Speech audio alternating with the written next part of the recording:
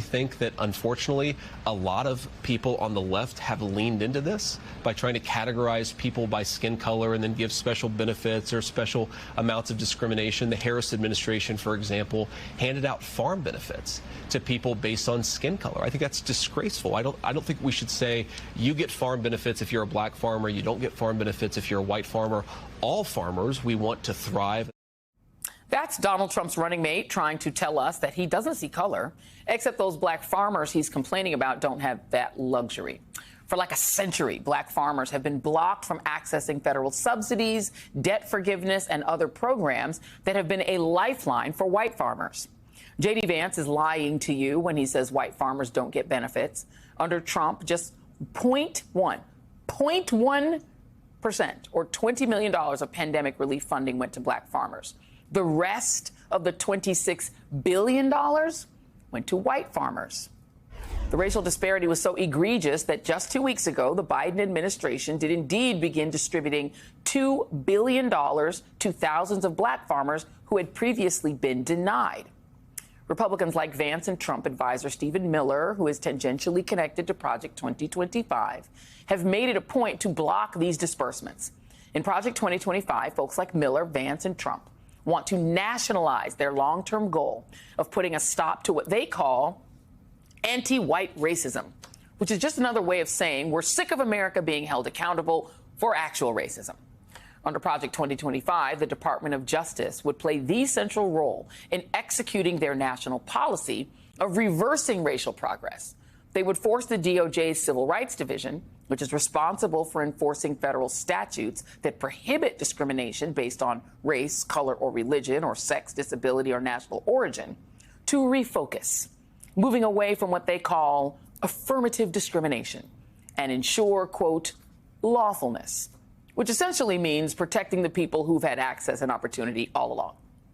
Joining me now is Michael Harriot, columnist for The Grio and host of the Grio Daily podcast, and someone who has read the whole 900-some-odd page Project 2025.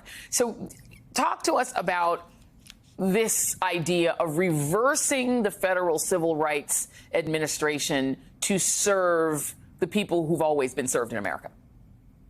Yeah, so one of the things that Project 2025 wants to do, and I want to be clear about it because not only did I read the entire Project 2025, I read Agenda 47 and pointed out that Project 2025 is essentially a instruction manual for Agenda 47. So both things reflect these issues.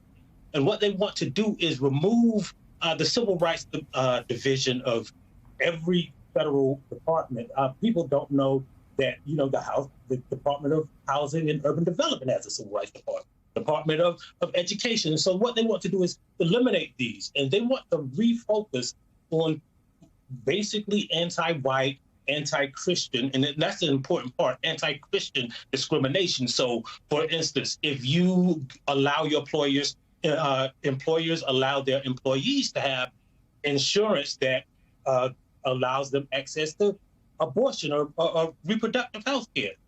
That is discrimination against Christians in under Project 2025. And there's a whole litany of anti-LGBTQ, anti-Black, anti-everything but white Christians sprinkled throughout Project 2025. And so the idea, I guess, basically is that the federal government's role, which has been corrective in the 20th century, trying to shore up the rights of black folks, brown folks, LGBTQ people, women, they're saying, no, that's wrong. We have to go back to having the federal government serve only white Christians, or at least to make them give them preference or give them preferential treatment.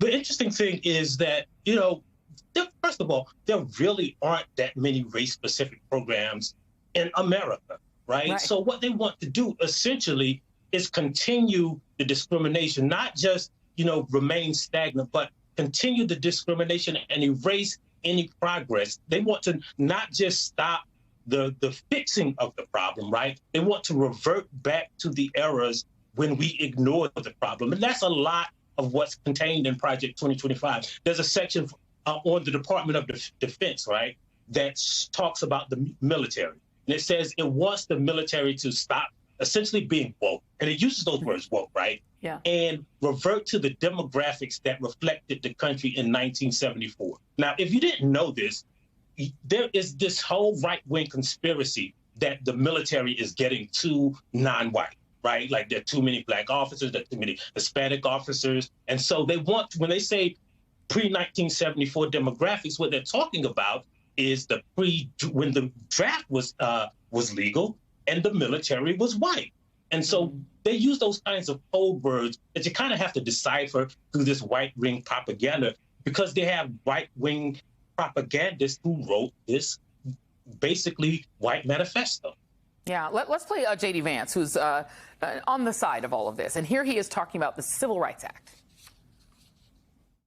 And if you understand what the Civil Rights Act was aiming to do and then what it did, and you compare them, it's kind of insane when you actually just put it in like, when I realized this, the light bulb went off. This is what I realized. The United States passed a law that said you're not allowed to discriminate against people based on the color of their skin. And the bureaucracy that was set up to enforce that law has forced private and public sector entities to discriminate against people based on the color of their skin.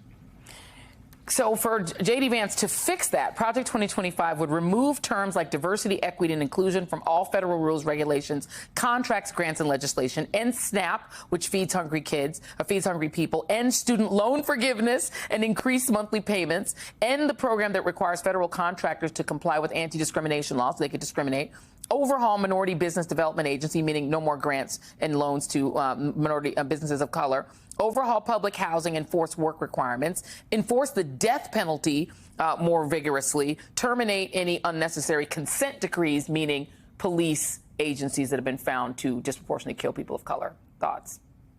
Right.